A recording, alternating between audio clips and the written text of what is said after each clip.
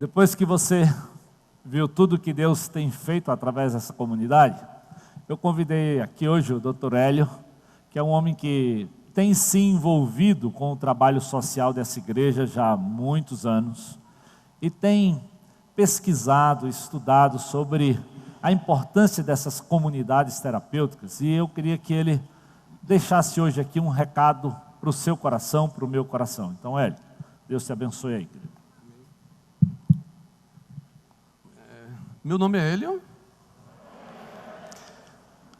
Muitos de vocês me conhecem como um médico, né? Pois eu aqui nessa comunidade, eu sou um paciente, viu? Na realidade, gente, há 20 anos eu fui chamado pelo Senhor, me converti nessa igreja. Desde então, eu tenho sido restaurado nisso que eu chamo de uma comunidade terapêutica, que é a Igreja Batista Central. Então, todos nós aqui, na realidade, somos médicos e somos pacientes. E eu queria só para ilustrar isso, lembrar vocês uma passagem não é uma passagem, é um capítulo quase inteiro de João 11, que fala sobre a ressurreição de Lázaro. Lembrando para vocês que todos nós passamos por uma experiência comum a todos nós, que nós chamamos de a síndrome de Lázaro, que é descrita exatamente em João 11, 39, 41, 43 e 44. Por que Lázaro? Por que a síndrome de Lázaro? Porque todos nós estávamos mortos e cheirando mal antes de virmos para cá. No capítulo 11, em 11:39, ele diz: então ordenou Jesus, tirai a pedra. Disse-lhe Marta, irmã do morto: Senhor, já cheira mal, porque já é de 4 dias. Nós, além de estarmos mortos e cheirando mal, vivíamos totalmente cercados de incrédulos. Nossos familiares não acreditavam mais na nossa mudança, inclusive eles. Em 11:42, então o milagre de Jesus na ressurreição de Lázaro, ele disse: para que creiam que me enviaste, né? E nessa situação, só o próprio Deus poderia nos dar vida. Foi o que ele fez. Em 11:43, e tendo dito isso, clamou Jesus em alta voz: Lázaro, vem para fora. O impossível foi feito por Jesus. Só Ele pode nos acordar desta morte em vida, desta cegueira total e absoluta. Mas nessa síndrome existem alguns detalhes que eu gostaria, assim, talvez quando a gente lê, passa por cima, não presta muita atenção, mas é uma coisa interessada. Lázaro só Jesus poderia dar vida a Lázaro, mas Lázaro ele saiu ainda amarrado pelos pés e mãos, vocês podem verificar isso, e tinha ainda o rosto vendado. Ele, embora seus pés e suas mãos funcionassem, seus olhos fossem perfeitos, porque foram restaurados depois da morte, mas ele estava nessa situação. Em 11:44 você pode ler: saiu aquele que estivera morto, tendo os pés e mãos ligados com atadura e o rosto envolto no lenço. Então lhe ordenou Jesus: desatai-o e deixai-o ir. Que privilégio foram aqueles discípulos assim que atenderam, que correram para Lázaro para desatá-lo e cumprindo a ordem do Senhor. Eu imagino assim a alegria. Eu digo assim: meu Deus, se eu tivesse essa oportunidade de você correr para alguém que Jesus ressuscitou e eu poder dizer, como diz aqui no interior, né? Macho velho, vou tirar a venda e você está vendo. Eu vou tirar as suas amarras e você pode andar e você pode movimentar as mãos. Sendo assim, gente, eu queria dizer que nós somos essa comunidade chamada Desata Nó e Tira Venda. Nós somos essa comunidade Desata Nó e Tira Venda. Essa ideia de comunidade essencial não é de hoje, né? Nós já temos ensinamento dos pais da igreja. O que nós estamos fazendo aqui, na realidade, é reafirmando uma visão que já é da liderança dessa igreja e de muitos de vocês. Nós estamos apenas reafirmando e estendendo àqueles que muitas vezes, vê a igreja apenas como uma instituição, né, onde você vem às vezes no final de semana prestar um culto, mas nós queremos dizer que o método terapêutico dessa igreja é a convivência. Ou seja, não há como curar, não há como desatar os nós, não há como tirar as vendas sem que você esteja participando, se expondo um ao outro, sendo admoestado, sendo perdoado e perdoando. É assim que nós vivemos, e por isso que um crente ele não pode ser um crente de televisão, ele não pode sequer ser um crente isolado, sozinho. O próprio Orígenes de Alexandria, um dos pais da igreja, enfatizava que precisamos um dos outros. Afirmou que, embora a fé comece em nós, ela cresce e se desenvolve por meio da interação mais ampla com a comunidade.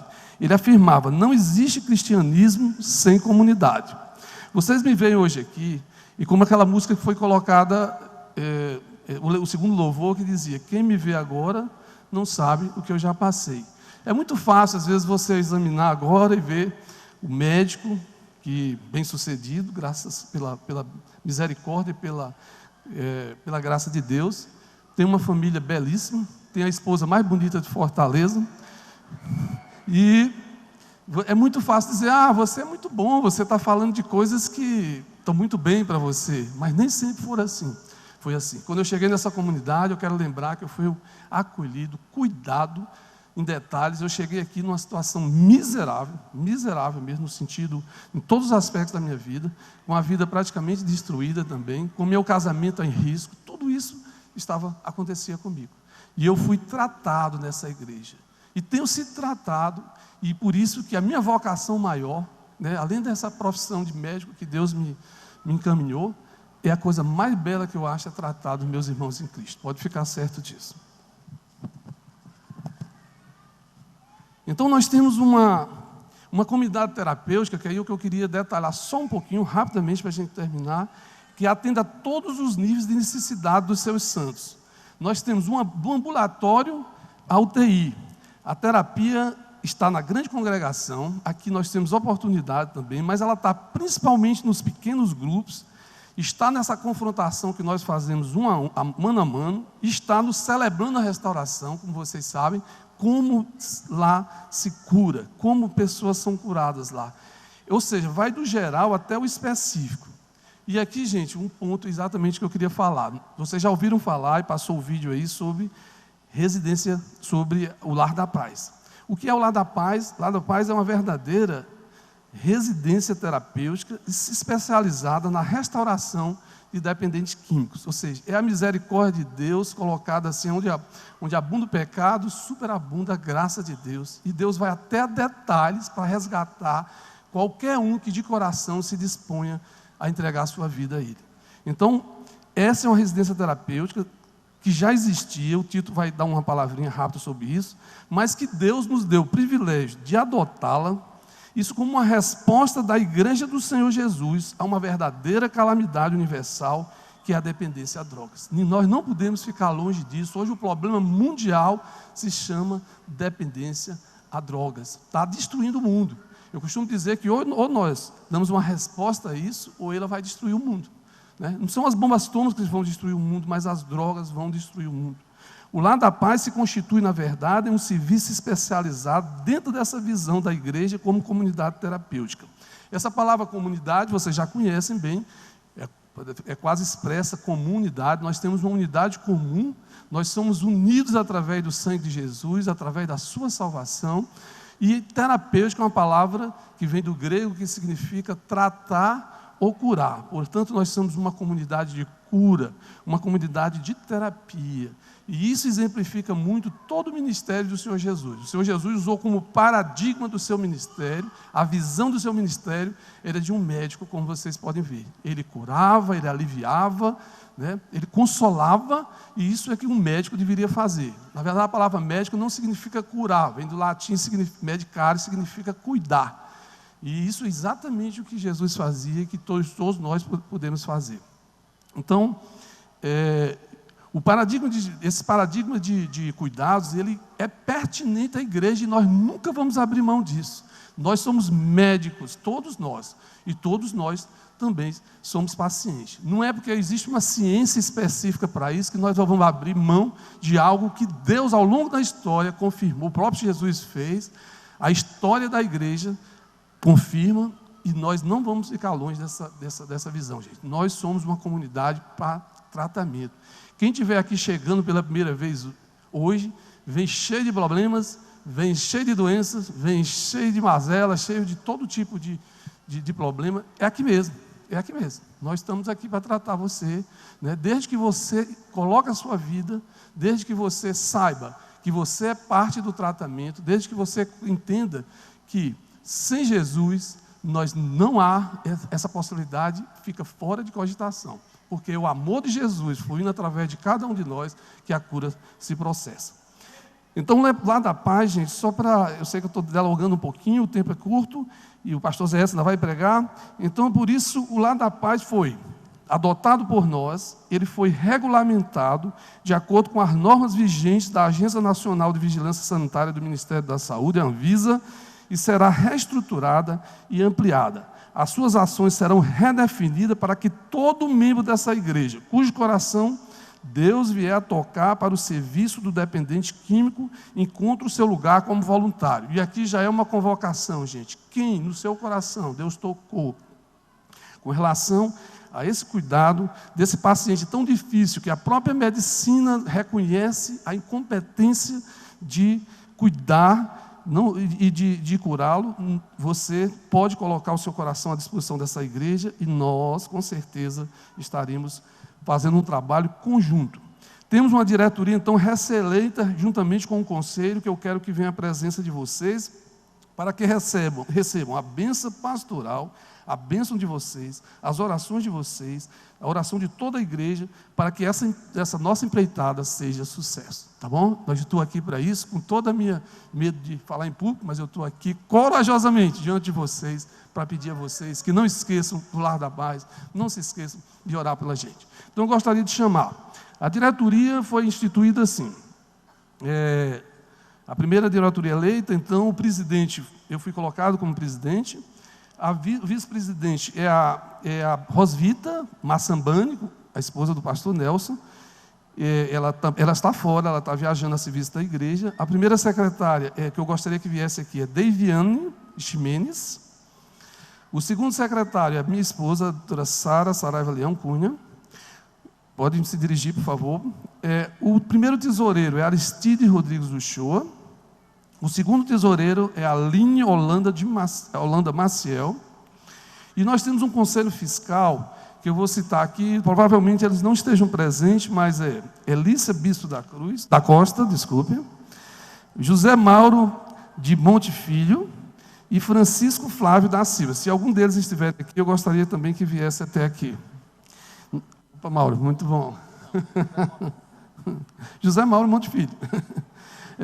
Suplentes é a Solange Maria Colares Garcia, se tiver aqui presente, pode vir. Elígia Regiane Lima e o Mauro Regis Silva. Nós temos um conselho superior. Esse conselho superior é o pessoal da Fundação Batista Central. Porque, gente, olha, até pelas normas, pelo regulamento, nós vamos ser sempre ligados a essa igreja, sempre. Aliás, essa instituição é uma instituição que pretende estar primeiro, sempre aos pés de Jesus, porque senão ela não tem força, ela não tem finalidade ela não tem poder para poder exercer suas atividades. Então, o Conselho Superior é o pessoal da Fundação, que é o Paulo de Macedo Rodrigues, né, o presidente, o Arnaud Ferreira Baltar, o Evandro Soares Gueiros, né, e o diretor financeiro, que é o Kleber. E agora eu passo a palavra para o Zé S. Obrigado pela paciência. Valeu.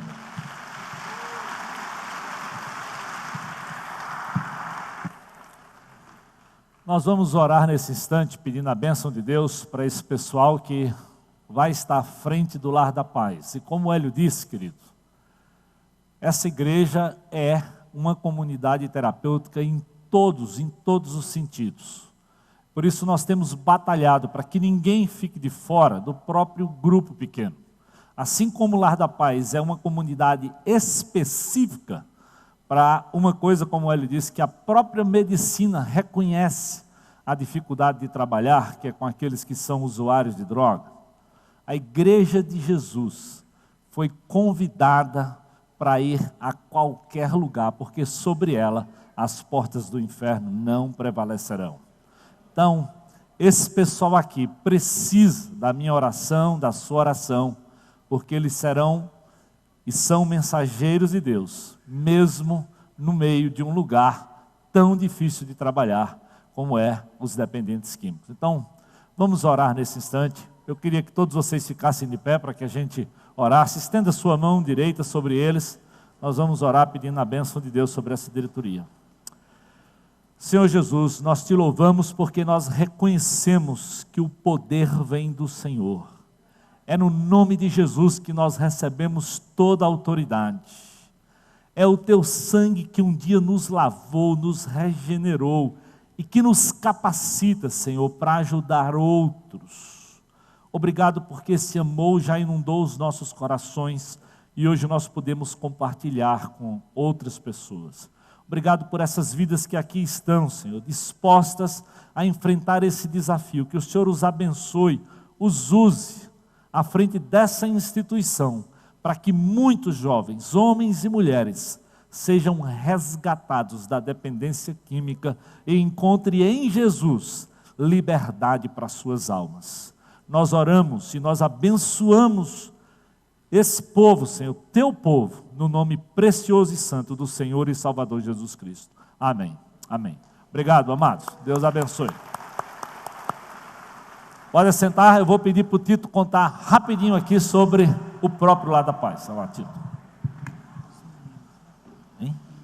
Vamos? Oi, igreja, eu sou o Tito. Não, mais forte, aí vocês vão fazer isso bastante. Vai ter alguns jovens aqui agora se apresentando. Vamos lá. Oi, igreja, eu sou o Tito. Isso. O Lar da Paz é uma extensão da igreja IBC.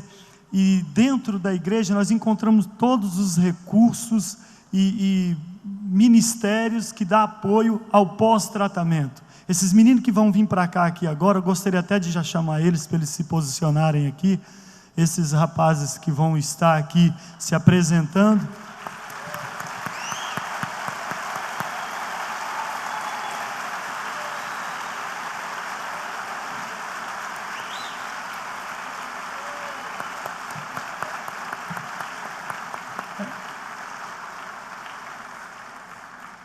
Pós-tratamento, eles precisam estar fazendo manutenção da sua restauração. Para isso tem o Celebrando, a igreja tem grupos pequenos, né? Tem Retiro do Vale do Vento, tem um monte de coisas que aí ajuda eles na caminhada, caminhando em restauração. Nós vamos aqui apresentar cada um deles, e eles fazem isso no Lar da Paz, lendo uma carta. Só um deles, né? Inclusive o Joãozinho, eu quero chamar ele para cá, só um deles que vai ler a carta hoje. Por quê? Ela é bem pequenininha, é simples, é todos, não vai dar tempo, e a gente gostaria de apresentar eles enquanto isso, e eu queria chamar o restante da recuperação para a gente fazer aqui a oração da serenidade.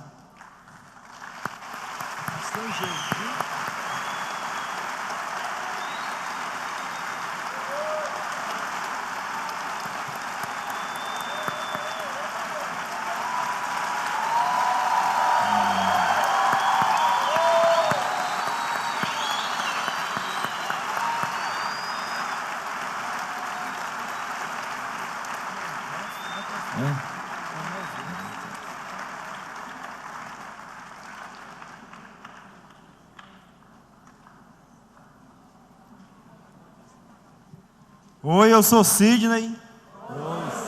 Sou um adicto e um discípulo de Jesus, em fase de recuperação. Tenho 28 anos, 14 deles eu perdi usando drogas, e hoje estou há 6 meses limpo, graças ao meu poder superior, que hoje tem nome, se chama Jesus Cristo. Amém.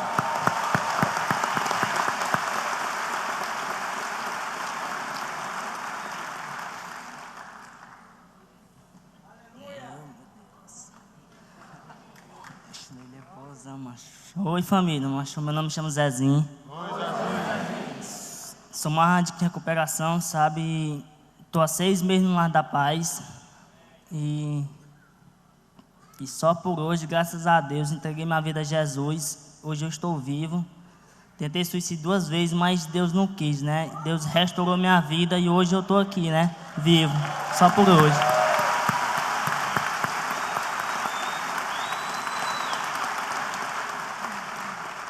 Oi, igreja, meu nome é William. Tenho 26 anos, perdi 14 anos com adicção, mas para a honra e glória do Senhor, estou limpo só por hoje, graças ao meu poder superior que tem nome próprio. Amém.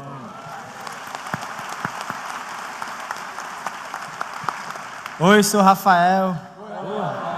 Tenho 20 anos, por honra e glória do Senhor, estou vivo hoje, podendo falar com vocês. Faço 6 meses, fiz agora poucas semanas e, graças ao meu poder superior, estou limpo só por hoje.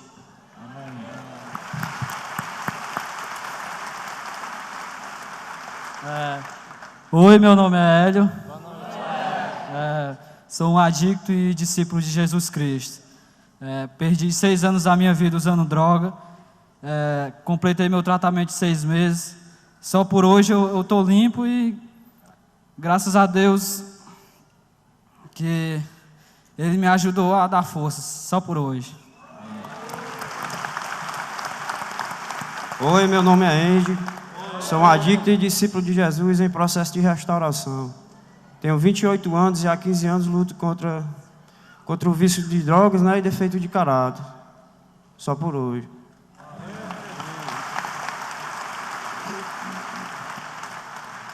Oi, me chamo Davi. Tenho 26 anos e há 8 luto contra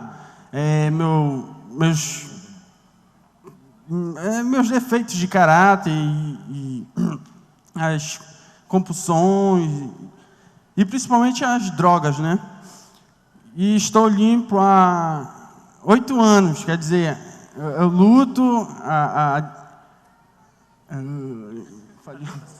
eu estou limpo há 6 anos, 6 meses, perdão, e luto há 8 anos, perdão, mas estou limpo só por hoje, graças ao meu poder superior, que é Jesus Cristo.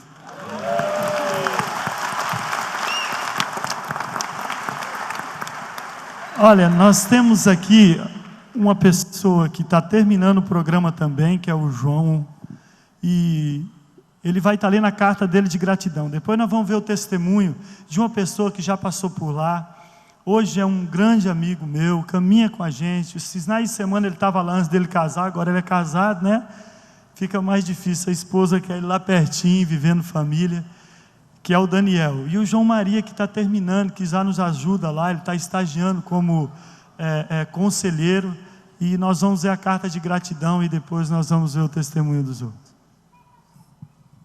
Oi, eu sou o João, um adicto e um discípulo de Jesus, buscando restauração. Usei droga 1 ano de minha vida e estou limpo há 6 meses, graças ao meu poder superior que tem nome próprio, Jesus Cristo. Não cheguei ao lar da paz, transbordando de amor e alegria. Cheguei achando que só ia parar de usar drogas. Conheci minha doença e descobri que o uso de drogas era apenas a ponta do iceberg. Embaixo estavam todos os defeitos de caráter. Sempre me perguntei por que usava drogas. Hoje vejo que era para estar aqui neste momento falando com vocês. Queria agradecer à IBC por ajudar a Casa de Recuperação, o pastor Tito, a irmã Ieda, que cuidaram de mim como filho durante 6 meses, e a família, e a minha família que nunca desistiu de mim, e a todos vocês que me ajudaram muito aí nessa minha recuperação. Só por hoje.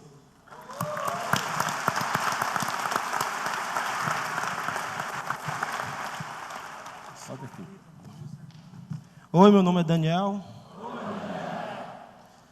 Sou um discípulo de Jesus que luta contra drogadição, ira, pornografia, glutonaria, desonestidade em processo de restauração. Graças ao meu poder superior, que se chama Jesus Cristo. Com o uso da dependência das drogas, me levou ao envolvimento com roubos e prostituição. Na minha infância, sempre fui um garoto mimado e logo cedo fui independente na área de trabalho. Quando tinha 16 anos, comecei a usar maconha e bebida e álcool, bebidas alcoólicas. Mas tudo isso normal diante da sociedade e no ambiente onde eu vivia. Sempre tive muitos amigos de farra, não tinha relacionamento com Deus, nem a igreja, e detestava crente. Para mim, todo crente era desonesto e sem vergonha. Frequentava terreiros de macumba, centros espíritas, e acreditava que Deus estaria ali presente e poderia resolver todos os meus problemas. Fora de casa, na rua, minha atitude para com os outros foi de muita rebeldia. Porém, em casa, era um bom filho, tinha um bom comportamento, mas sempre tratei meus familiares bem, embora eu não gostava de estar perto deles, pois eu achava eles muito chatos. Meu fundo de poço foi quando passei a usar o crack, pois acabei com tudo que tinha conquistado. Também foi destruindo meu relacionamento com os meus amigos, familiares. Já não pensava em ninguém. Minha mente só queria usar drogas. Há 4 anos atrás, um amigo da Ativa que me falou de um lugar chamado Lar da Paz, onde ele mesmo já tinha sido interno. E ele me convidou para visitar o Lar da Paz. Aceitei o convite. Dar um tempo e achar que ia dar um tempo para usar droga. Fiquei pensando sobre o que estava fazendo com minha vida. Depois de 2 meses, fui ao Celebrando a Restauração. Naquele dia não gostei, porque eu não gostava de crente. Quando me deparei, já estava no meio de um monte deles. Em poucos dias que eu estava no Lar da Paz, entreguei minha vida a Jesus Cristo. Amém.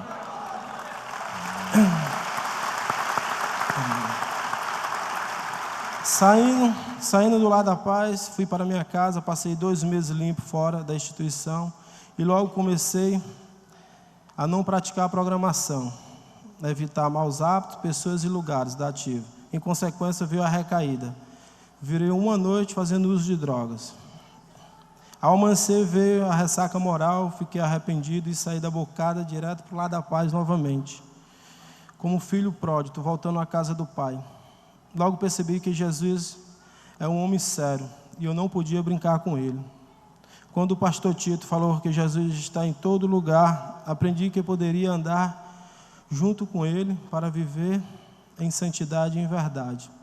Ao perceber que não poderia andar sozinho, vi que podia contar com Jesus, com o Espírito Santo e com a palavra, revelada através da Bíblia. Contar com Celebrando a Restauração, com o Lar da Paz, com um grupo pequeno, que eles me ajudariam em todos os momentos da minha vida. O passo em particular que marcou meu coração foi a palavra de Deus sendo vivida em amor, cuidado no Lar da Paz. Em atitude, marcou muito minha recuperação. Jesus tem restaurado meu relacionamento com meus familiares. Tinha uma irmã que não falava há 8 anos, hoje eu já estou muito bem com ela. E hoje nos amamos. Ela sempre vem ao meu trabalho, nós conversamos. Estou conquistando meus amigos, reconquistando os sonhos da minha vida. Recuperação, praticando os 12 passos. Aprendi a aceitar a exortação e amor, acreditar na restauração de pessoas que moram na rua. Hoje vivo e falo verdade de Cristo.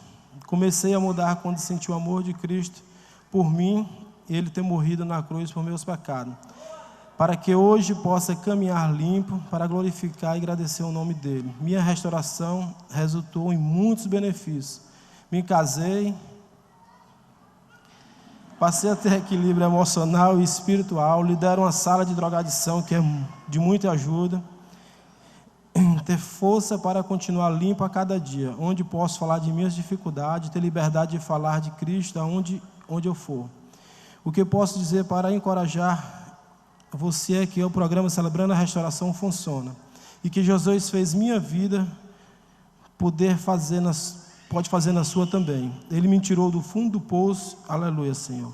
Estou compartilhando as boas novas com os meus familiares no trabalho, no Lar da Paz, pequeno grupo, Celebrando a Restauração, aonde Deus me leva, onde eu sirvo Celebrando a Restauração, liderando um grupo de apoio para as pessoas que querem deixar de vício das drogas. Sou padrinho de alguns companheiros, sirvo fora da igreja com o projeto Reciclando Vida, em parceria com o Lar da Paz, ajudando pessoas que moram na rua e quem quer sair do vício das drogas. Continuo em São Daniel, limpo há 3 anos e uns 20 dias, só por hoje.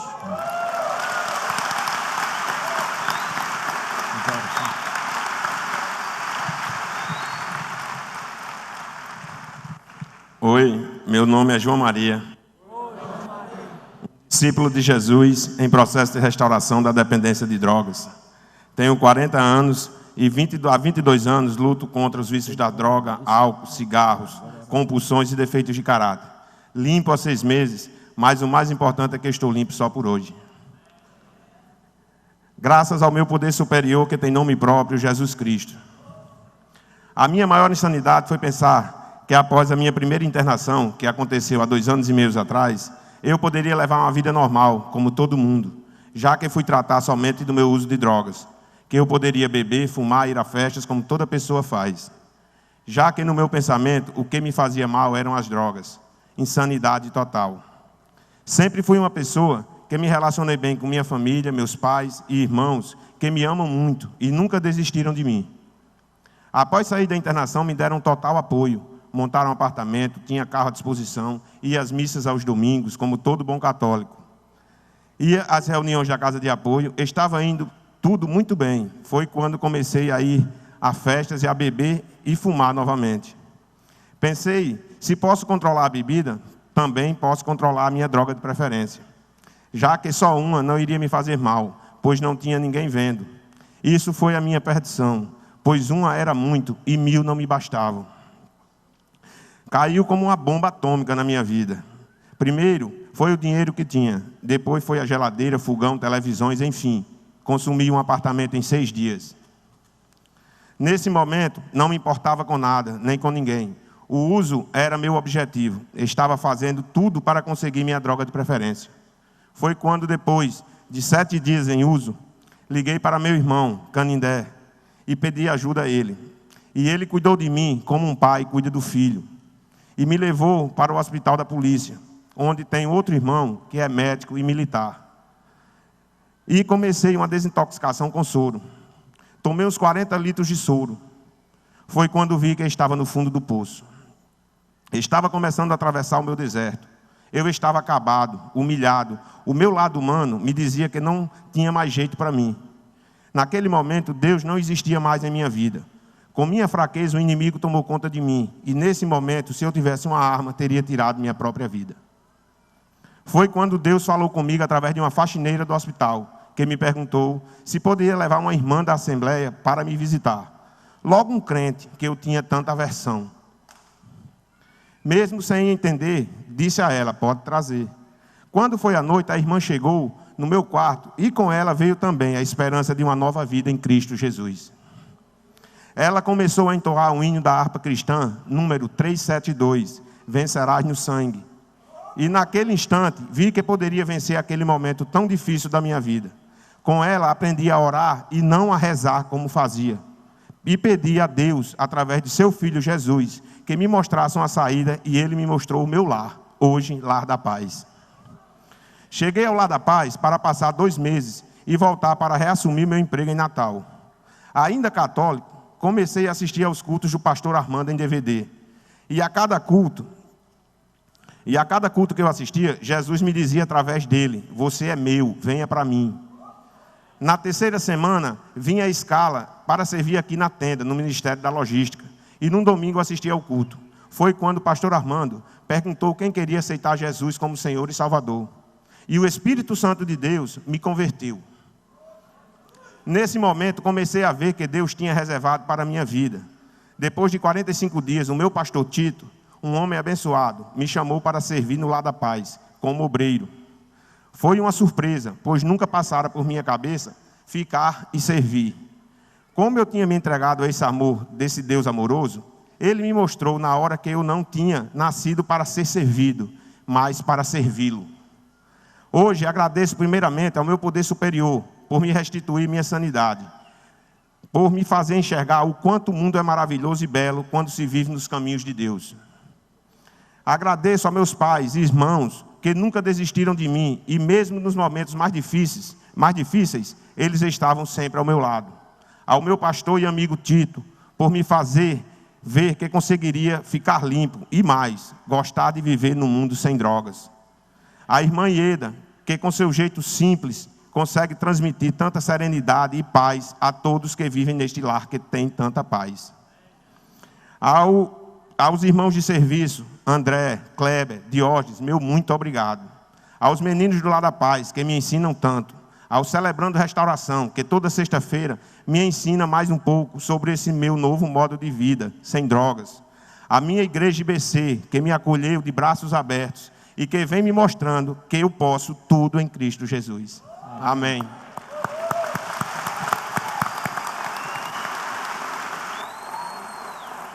Vamos fazer a oração. Pedir para o pessoal ficar de pé. Vamos fazer o que nós fazemos nos celebrando lá no Lar da Paz, que é todos os dias nós estamos aí orando, né, a oração da serenidade. Antes disso, eu queria só apresentar os familiares que estão aí, gostaria de ficar em pé, os outros alunos que não subiram aqui, que já passaram pela casa, ficarem em pé, para o pessoal conhecer vocês. Amém. E toda a igreja, vamos ficar em pé para fazer a oração da serenidade juntos? Vamos?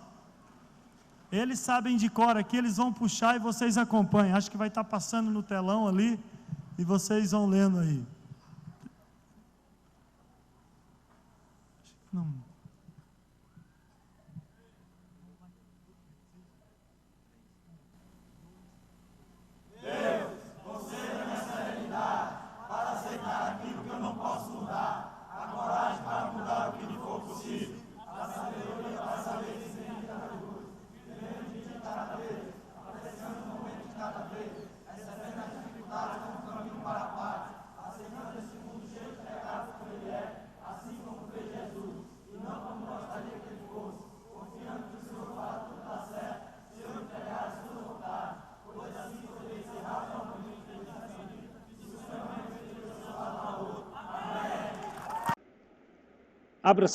Abra sua Bíblia em Jeremias capítulo 33, Jeremias 33, versículos de 1 a 3.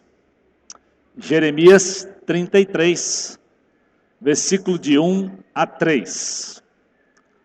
A palavra de Deus diz assim: Jeremias ainda estava preso no pátio da guarda, quando o Senhor lhe dirigiu a palavra pela segunda vez. Assim diz o Senhor que fez a terra, o Senhor que formou e firmou, seu nome é Senhor. Clame a mim, e eu responderei, e lhe direi coisas grandiosas e insondáveis, que você não conhece. Oremos.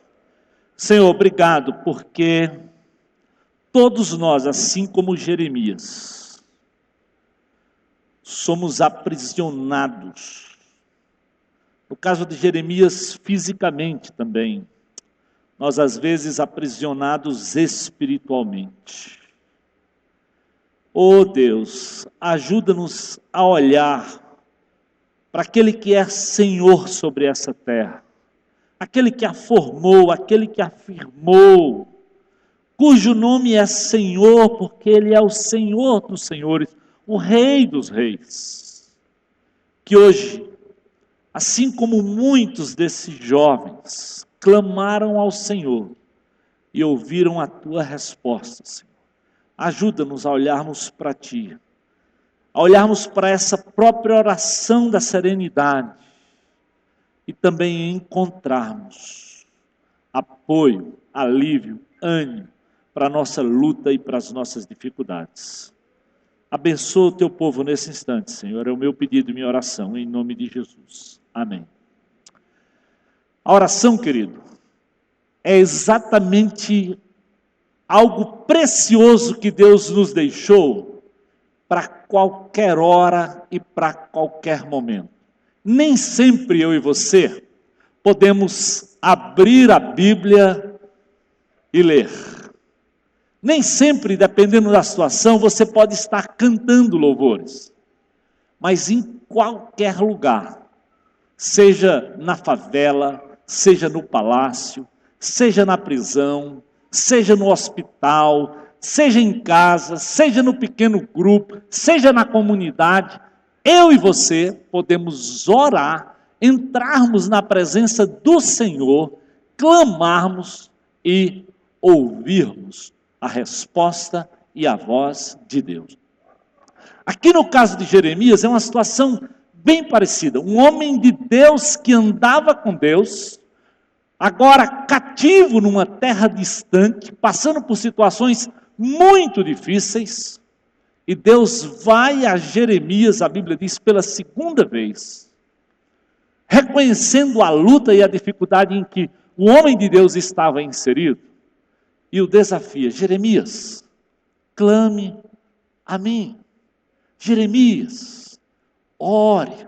Jeremias, além de olhar para as circunstâncias que talvez você está vendo aprisionado, aparentemente sem nenhuma perspectiva, eu quero te dizer, Jeremias, que eu firmei, que eu formei a terra, que eu ainda sou o Senhor e que eu tenho uma esperança para você. Queridos, essa esperança vai para o profeta, para o médico, para o jovem drogado, para o pastor, para qualquer um de nós. O Evangelho é poder de Deus para a salvação de todo aquele que crê no Senhor. Então, seja você ovelha, seja pastor, seja você que pensa que está em liberdade ou que está numa situação mais difícil, experimente depender, orar, clamar ao Senhor. Porque nós nem sabemos o dia de amanhã. Eu lembro de um episódio, há mais ou menos um ano atrás, eu estava fazendo um casamento. Pense um casamento chique, lindo, maravilhoso, muita gente bonita, muita roupa, coisa mais bela. E no último momento, eu disse para aquele casal, como às vezes eu faço: querido, a vida é como uma caminhada. Nem sempre os amigos vão estar por perto. Nem sempre tanta comida, tanta iluminação, tanta roupa bonita, pode haver problemas. Aqueles jovens saíram para a sua lua de mel já de manhã, porque a festa foi até o dia raiar. E ao chegar perto do hotel, eles passaram por um acidente gravíssimo, onde o carro teve perda total, onde a outra pessoa envolvida perdeu a vida. E quando eles olharam para toda aquela bagunça, eles só lembravam: nesse momento, nós só temos aqui conosco a presença de Jesus. E eles clamaram a Deus. Pense aí, um dia atrás, tanta festa, tantos amigos, agora absolutamente sós, no meio de uma estrada, sem conhecer ninguém, tudo estragado, tudo voando para tudo quanto é lado. E Deus mandou pessoas, cuidaram deles em todos os sentidos. E eles viram como, de verdade, à medida que nós oramos, que nós dependemos, Deus vai ao encontro da nossa necessidade, onde quer que nós estejamos. Por isso a oração diz: conceda-me, Senhor, a serenidade, primeiro para aceitar aquilo que eu não posso mudar. Eu e você não somos Deus. Tem muita coisa, querido, que você não pode mudar.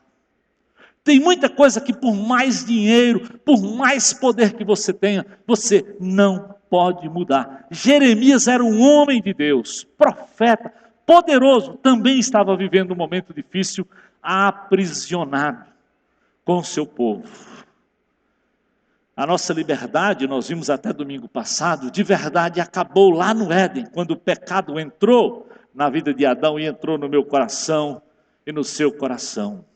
Por isso o Senhor que firma e que formou essa terra, nos desafia a irmos à sua presença e dizer: Senhor, concede-me, dá aquilo que eu não tenho, que é serenidade, não é próprio do homem. Filipenses capítulo 4, versículo 7 diz: a paz de Deus que ninguém consegue entender, que vai além do nosso entendimento, querido, é que guardará o vosso coração e a vossa mente quando estamos unidos na pessoa de Jesus. A paz que Jesus oferece, querido, não é a paz que o mundo dá. Ele diz: eu deixo-lhes a paz, a serenidade. A minha paz eu lhes dou. Eu não dou como o mundo dá. Não se perturbe o coração. Não tenha medo. A paz desse mundo, muitas vezes nós pensamos que encontramos na bebida, na droga, no namoro, na paixão, no casamento, no carro novo, no bom emprego, na profissão, na formação.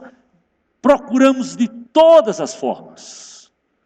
Mas a Bíblia diz, na sua maior simplicidade, que a paz é fruto do Espírito. Gálatas capítulo 5. Por isso, quando desce sobre nós o Espírito, nós recebemos um poder superior, algo que toma conta da nossa mente, do nosso coração, das nossas vidas, que nos faz experimentar algo que vai muito além da nossa compreensão. Por isso, o desafio de Pedro para aquele pessoal, exatamente quando eles passavam num momento de extrema perseguição, ele diz: lancem sobre ele toda a vossa ansiedade, porque ele é quem realmente cuida de vocês. Amados, serenidade só na pessoa de Jesus. Só quando nós vamos a Ele. Só Ele pode nos conceder esse equilíbrio de saber que, primeiro, nós não somos Deus Todo-Poderoso. O próprio Paulo, apesar de todas as revelações, ele aprendeu com o espinho na carne a depender, a confiar todo dia naquele que ele diz: nele sim eu posso todas as coisas. Serenidade para conceber isso e coragem para mudar o que me for possível, diz a oração. O Senhor dá força ao seu povo, diz o Salmo 29:11. O Senhor abençoa dando tudo de bom. Presta atenção, gente. O Senhor dá força ao seu povo e o abençoa dando tudo de bom.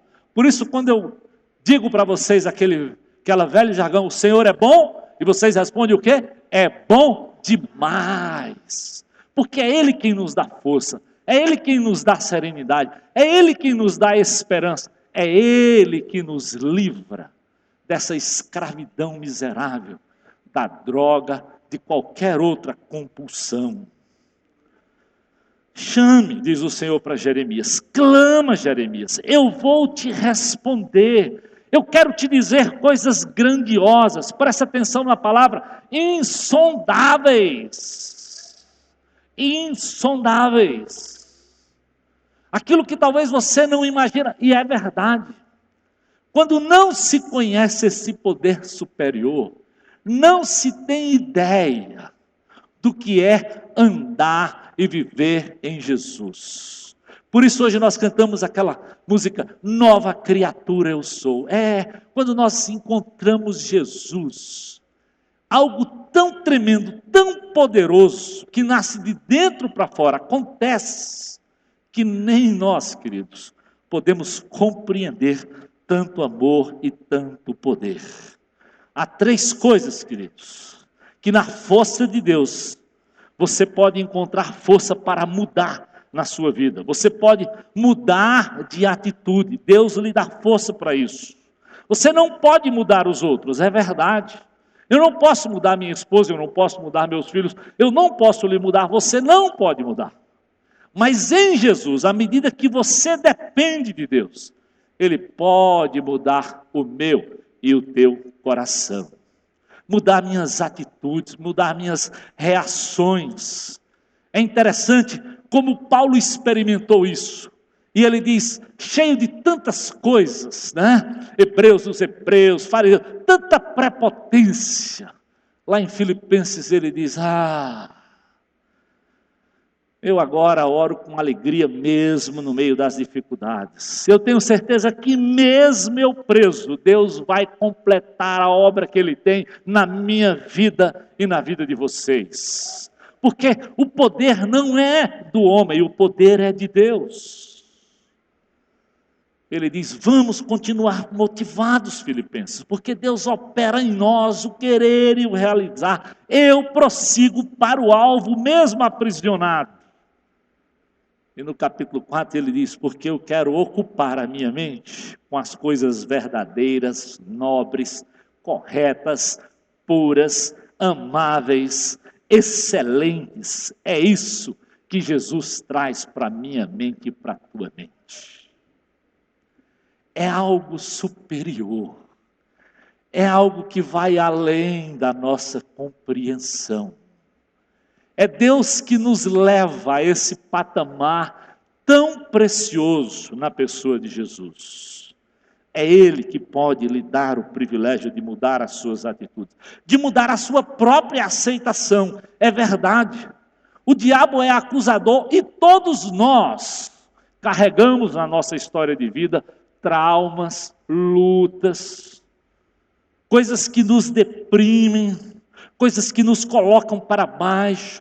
E isso o diabo tem interesse, porque ele veio para matar, para roubar, para destruir. Eu digo que logo que eu conheci esse Jesus, era incrível como eu tentava fazer determinadas coisas e eu sempre errava profundamente em coisas muito básicas. E naquela hora o diabo vinha e buzinava no meu ouvido: tu é crente coisa nenhuma, olha o que tu está fazendo. E eu lembrava daquele texto de Romanos 8, 15 e 16, que eu queria deixar para você. Olha, você não recebeu um espírito que te escravize, mas tu recebestes o espírito que te adota como filho. Agora me chama Abba, Pai, ou seja, me chama papai, porque o próprio Espírito testifica com o teu espírito que você é um filho de Deus. Essa era a verdade que Deus mandava lá no meu coração. Não fica escravizado, não te entrega a esse prazer, ou não volta para esse pecado, porque eu não te dei um espírito de covardia, eu te dei um espírito de libertação. Me chama, clama por um pai, eu sou teu pai, e testifico com você que você é meu filho. É isso que Jesus faz, querido, quando entra na tua vida, quando entra na minha vida. Carregamos traumas, dores, com certeza, mas recebemos um Espírito que nos dá agora um Pai poderoso, um valor que vai além da nossa compreensão. Você pode mudar as suas ações. Posso me relacionar de outra forma. A Bíblia diz em Tiago: quando precisamos de sabedoria, agora eu tenho a quem pedir, peça a Deus, Ele lhe dá, porque Ele é generoso e dá bondosamente a todos nós. Não é só para o pastor ou para a liderança, não. À medida que nós clamamos, à medida que nós oramos, à medida que você for a Ele, na situação mais difícil que você estiver enfrentando, creia, Ele está lá. Esses jovens aprenderam que Deus estava com eles, aonde quer que eles fossem. E à medida que eles clamavam por sabedoria, Deus foi lá. Terceiro grande ensino dessa oração é: viva um dia de cada vez.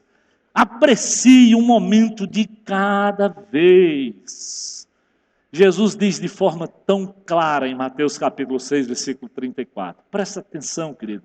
Não fiquem preocupados com o dia de amanhã, pois o dia de amanhã já trará suas próprias preocupações. Para cada dia bastam as suas próprias dificuldades. A vida é uma caminhada, e numa caminhada que ninguém nasce correndo. Presta atenção na figura da criança. Nasce, primeiro rola, depois senta, engatinha, anda e depois corre. A vida é um processo que nós temos que aprender um dia de cada vez. E não importa onde você esteja no estado talvez que você está vivendo, Deus é capaz de lhe apanhar exatamente como Ele apanha uma criança que não sabe nem virar de bruços, e faz cada passo um passo novo, até que se torna um cidadão maduro. Aquele que começou boa obra em nós, a Bíblia diz que Ele vai completar, amado. Ele vai completar. Se ficarmos presos ao passado, nós não vamos encontrar serenidade para o nosso presente. Às vezes o grande problema é que olhamos tanto para o passado, por isso Paulo diz, eu tenho que esquecer as coisas, os traumas que ficaram para trás, para que eu dê o próximo passo. E Jesus é tão bom que perdoa aquilo que ficou para trás, zera o cronômetro, dá a você e a mim a oportunidade nova de uma misericórdia, de uma graça, de um amor que vai além da nossa compreensão. Se ficarmos presos a esse medo do futuro, porque outros têm medo do amanhã, também não vamos encontrar serenidade para o presente. Eu lembro daquele velho adágio popular, quem morre de véspera é peru. Não somos chamados para isso. Nós recebemos poder. Confia hoje, que Ele vai cuidar hoje e amanhã. Somos chamados a uma vida de abundante. A uma vida abundante. As preocupações com as nossas possíveis tristezas do amanhã apenas minam as minhas e as suas forças para o dia de hoje. Eu quero lhe desafiar a viver muito menos do cronos, do controle do relógio, a viver um pouco mais do kairos, ou seja, do tempo de Deus, de ouvir a voz do Senhor, de se lançar aos pés do Senhor e esperar Ele ir ao encontro da tua e da minha necessidade. Receba as dificuldades, diz a oração, como um caminho para a paz. As lutas como um caminho para a paz. Olha o que ele nos ensina em 1 Pedro 5,10. Mas depois de sofrerem por um pouco de tempo, o Deus que tem por nós um amor sem limites, que chamou vocês para tomarem parte na sua eterna glória, por estarem unidos com Cristo, Ele mesmo os aperfeiçoará e dará firmeza, força e verdadeira segurança. Ainda que agora, talvez você esteja passando por um tempo muito difícil, Pedro diz para mim e para você, mas Ele, somente Ele, vai te aperfeiçoar, vai te dar firmeza, vai te dar força e vai te dar uma verdadeira segurança. Isso, Dr. Hélio não encontrou nos remédios da medicina. Eu também não encontrei. Eu encontrei num poder superior que tem um nome acima de todo nome. Esse é o nome de Jesus. A Ele a honra, a glória e o louvor para sempre. A Ele, só a Ele. Só a Ele. É um amor que mesmo na perda, Paulo diz, nós ganhamos. Mesmo nos momentos de luta, Ele nos aperfeiçoa e nos firma e nos dá segurança, ao ponto que o salmista diz, até no vale da sombra da morte. Eu sinto segurança porque o Senhor está aqui comigo.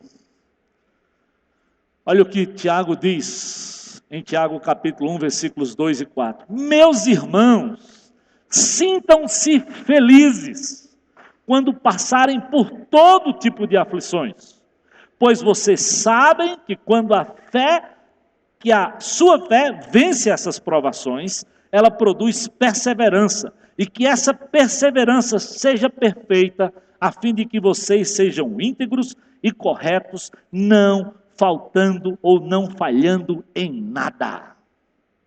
Deus não faz pela metade. Ele nos tira das trevas e nos leva ao ponto de, em Jesus, nos tornar íntegros e corretos e nos falta absolutamente nada. Por isso Paulo diz, eu sei que nele eu posso todas as coisas. Eu sei que nele eu posso viver, seja na fartura, seja com a despensa vazia. Eu olho para aquele que eu posso confiar e que me sustenta.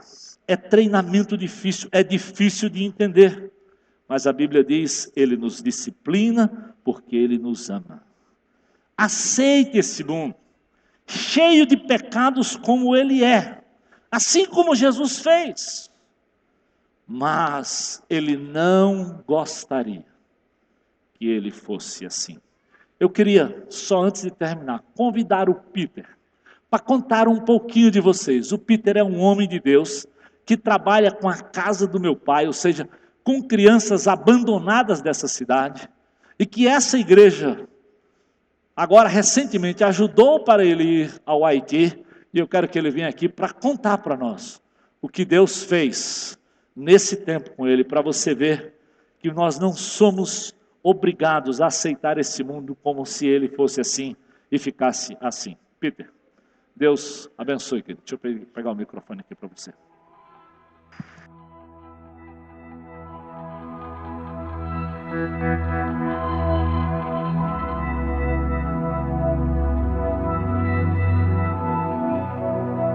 How can it be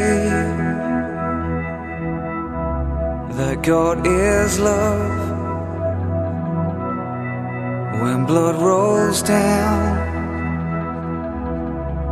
upon our land and fathers lose their only son? Where is the hope? Oh God, we pray for White Ribbon Day. How can it be that you could love when blood ran down that wooden cross? Your father gave his only son. You came for peace. You came to die for White Ribbon Day. And we pray for peace to flood our hearts again. Only God can save our nation now. And we long for joy to fill our streets again. Only God can save our nation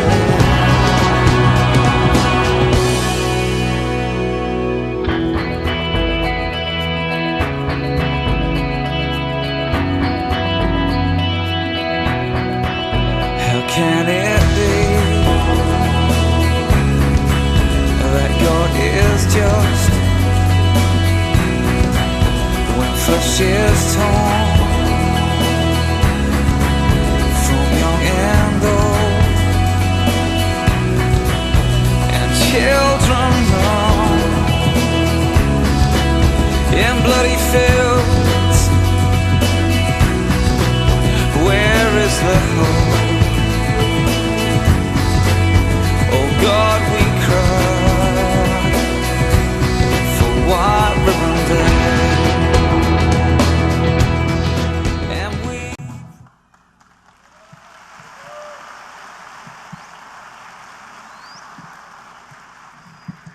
Obrigado. Eu queria agradecer ao Tito. Cadê o Tito agora? Não estou vendo ele. Tito, muito obrigado por esse exemplo desses homens aqui que estão servindo o Senhor agora a parte da sua vida. Eu posso contar muitas coisas sobre casas e prédios que caíram. Eu posso contar muitas histórias sobre as pessoas, milhões de pessoas que estão vivendo na rua. Posso contar histórias sobre falta de água, falta de alimento. posso contar as histórias que vocês estão ouvindo nas notícias sobre a falta de barracas e casas para as pessoas morarem. E eu posso contar histórias sobre o lixo na rua, a falta de esgoto, falta de energia, não tem energia na cidade de Porto Príncipe no momento. Ou eu posso contar sobre os 3 bebês que nasceram nos dias que eu estava na clínica, trazendo uma nova esperança para um país que está totalmente quebrado. E o interessante, interessante não, é muito mais do que interessante. 2 das crianças que nasceram, nas 15 dias que eu estava lá, morreram. Mas todas as 2 crianças foram ressuscitadas através da oração dos médicos. E não através das mãos atuando, mas através das orações. E eu estava lá, eu vi, e eu nunca tinha pensado que eu ia testemunhar uma coisa dessa.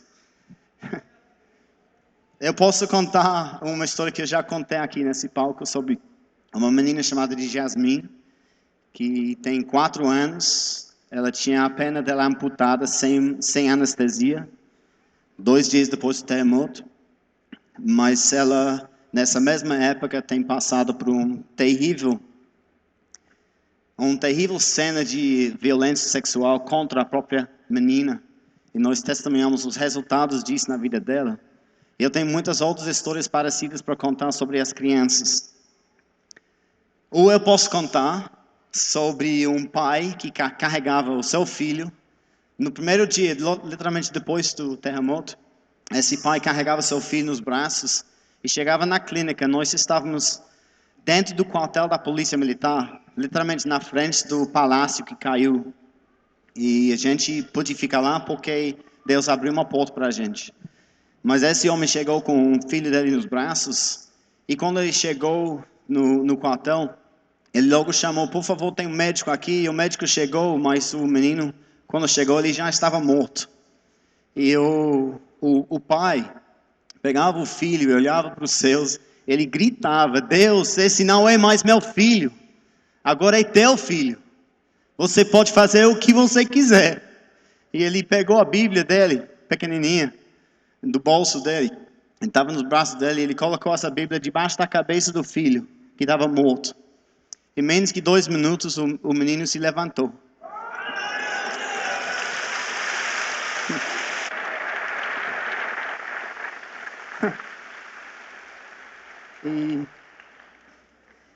E quem estava lá para testemunhar era um médico, precisava até, né, para verificar. E o capitão da Polícia Militar. E o capitão da Polícia Militar virou para mim e ele disse: Peter, agora eu sou crente. Então, e nós como equipe, nós éramos 10 pessoas. E nós temos um rumo de histórias como essas para contar.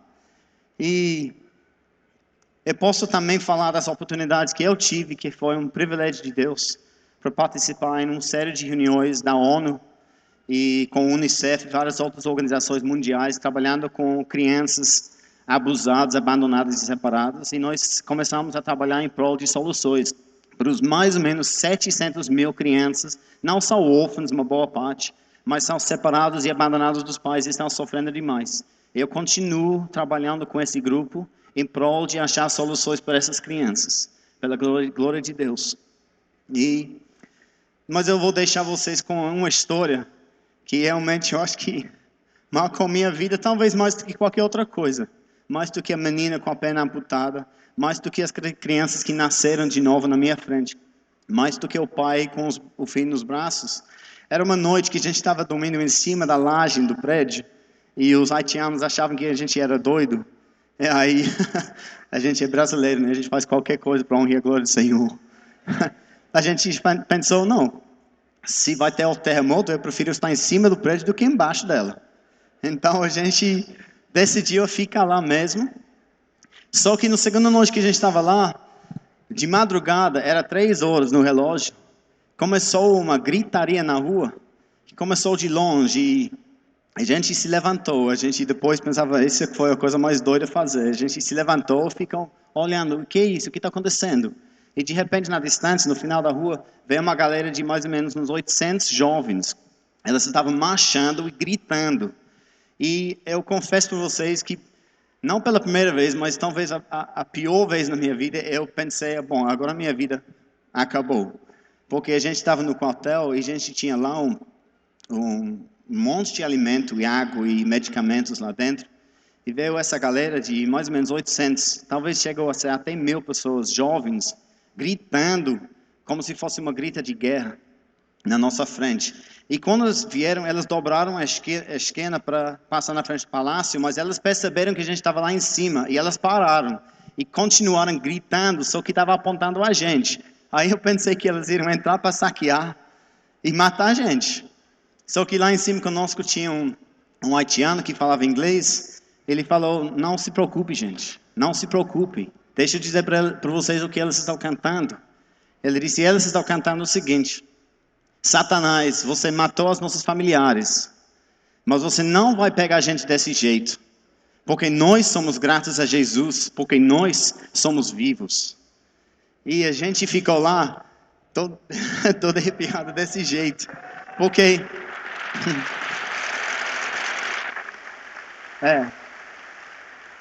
Porque nós estamos vendo muito pouco ainda, mas ainda nas notícias na televisão, que existe muito sofrimento entre o povo haitiano. E existe mesmo. Se você tiver a oportunidade de ir a servir, vá. Mas no meio desse tudo, o povo que está vivo está se levantando e está clamando um nome só. Elas estão procurando o seu poder superior e estão dando o nome próprio para ele. Está chamando ele de Jesus. Tanto que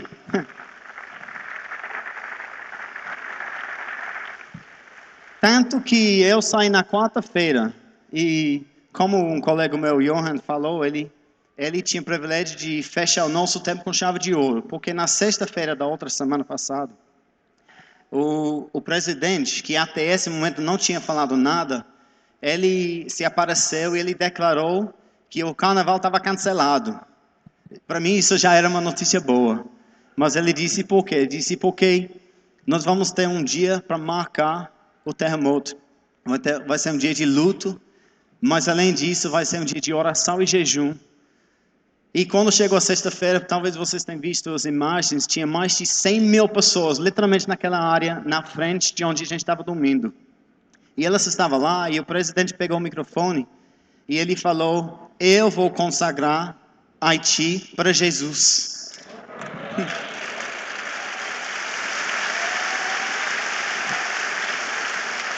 E só para vocês entenderem o que significa isso. Isso não é uma declaração simples.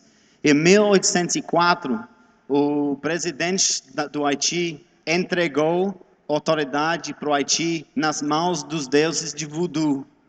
Esse pacto que ele fez terminou em 2004.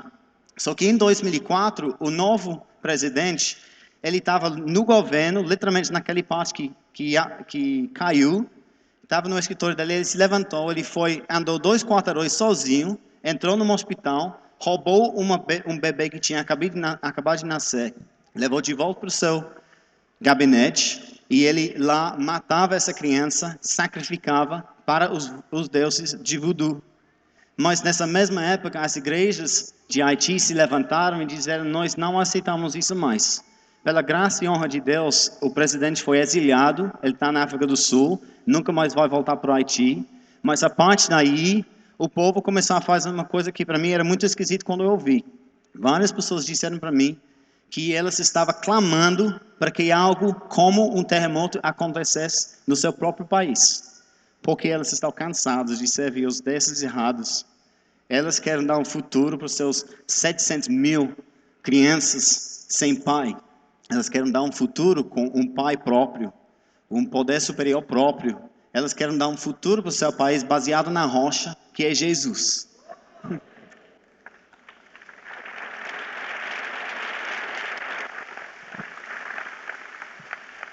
E eu creio, eu tive um imenso privilégio a estar lá nesse momento. Mas eu creio, gente, que nós testemunhamos não o fim de um país, mas o início de um país. E vocês, igreja, eu não sei quantos de vocês sabem, mas eu fui por causa de vocês. No dia que eu fiquei em pé aqui, eu não tinha nem um pingo de dinheiro para ir. Mas no dia que eu fui, Alguns de vocês doaram dinheiro, doaram medicamentos, leite, comida, até alguém prestou um cell phone para mim. E com tudo que vocês deram, tudo foi para o Haiti, tudo foi usado. E vocês pagaram até para eu chegar lá e voltar para contar. Então vocês, aliás, nós, Igreja Batista Central de Fortaleza, nós fazemos parte de uma nova história no Caribe. É mais um país que vai se levantar em cima da rocha que é Jesus. Obrigado, igreja. Valeu,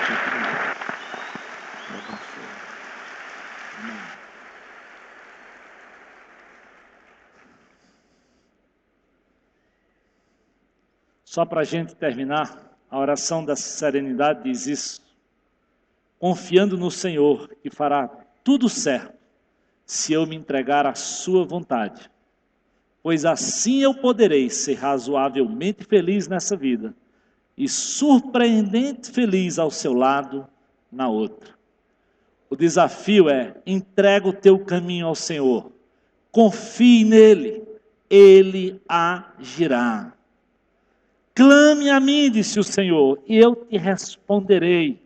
Lhe direi coisas grandiosas e insondáveis que você não conhece. Jesus diz: a minha paz eu vos dou, não como o mundo dá. Não fique aflito, não tenha medo.